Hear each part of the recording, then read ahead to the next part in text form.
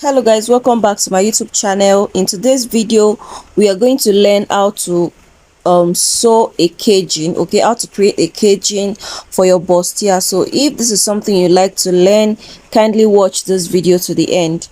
So right here is the bustier I'm going to be using for the caging, okay.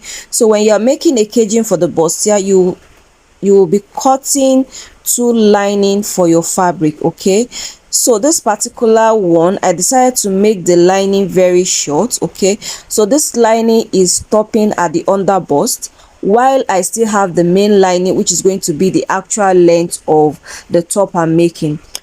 I'm going to be marking the distance between my under bust and my bust point. I'm going to be marking it upward, and mine is 3.5 inches. Okay, you're going to be taking the mark from the under bust line upward. So I'm just taking the 3.5 inches like this. So can you see the mark I did here? I'm also going to connect it just as I'm doing right now. You're going to be connecting the points together.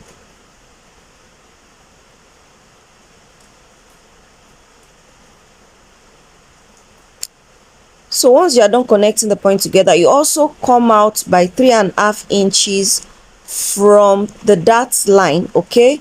So instead of 3.5 inches, I decided to add another 1/2 inch, so I marked 4 inches. Now on the top line, I'll come down by 1 inch because the boning is not going to extend to our neckline. So I'm just going to mark that 1 inch downward. I'll also do the same thing for the other side. You also come to this part as well and also come down by 1 inch.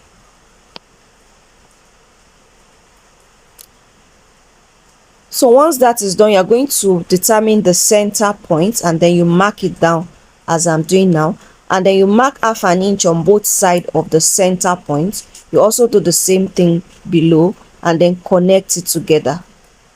Now from that 1 inch that I came down, you connect it to that 1/2 inch that I marked outward on both sides.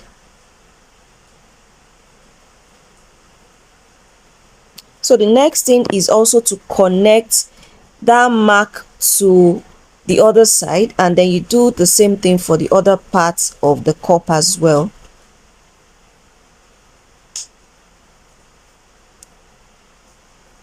Remember that 3.5 inches I came up with, that's the mark. So I'll just come down on that side and then you take your mark to the under bust line. Make sure the line is curved.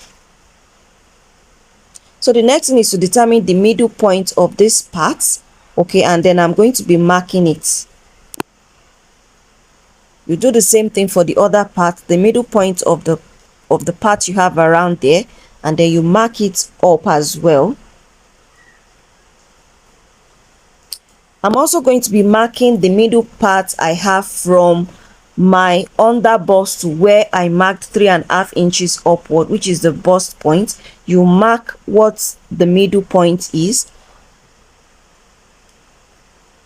So I'll go ahead and also mark it around. So once you mark it, just draw out the lines as I'm doing right now.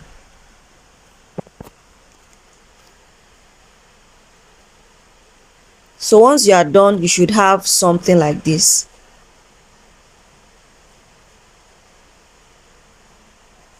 So you can go ahead and also curve this line to join that point there. That does not mean your boning is going to extend to that place, okay. So I'm done marking all of the points together. You can decide to also add another mark here, okay. It totally depends on you. You can decide to mark another line around there if you want, but I'm not going to be marking mine. All right, I will just go ahead and sew on all of the points I have here. So on this dart allowance, you're also going to be sewing your boning where you have the dart stitch, okay. You'll be sewing your boning around here as well. So you are going to be sewing your boning on all of the lines. Okay, you'll be sewing your boning on all of the lines. So on this part, I just felt like the shape is not really the way I want it. Okay, so I'll go ahead and curve it again. So I've gone ahead to curve it the right way. So this is the right way to curve it. I'll do the same thing for the other side as well. All right, so this is how it is meant to be. It's meant to look curved. So I'm going to take this now to my sewing machine and then start sewing my boning to it. So this is the boning I'm using, and the boning I'm using is not up to half an inch. You can see how small it is. It is very easy when you use the smaller boning. So I'll go ahead now and start sewing on all of the marks. Okay, I'm going to start sewing on all of the marks. So I'm going to be sewing on the dart allowance where I took the dart. Okay, so I'm going to open up the seam and then sew in between the seam. You can see what I'm doing, and you are going to be sewing on both sides of the boning. Okay, once you are done sewing one side, you go back and sew the other side. So you can see that it's already standing. You can see what I did around there. I sewed on that seam allowance. So I'll also go ahead and sew the lower parts, which is where I have as the underbust. I'll go ahead and sew all the way. Okay, and when you are sewing, make sure you sew gently so that you don't break your needle.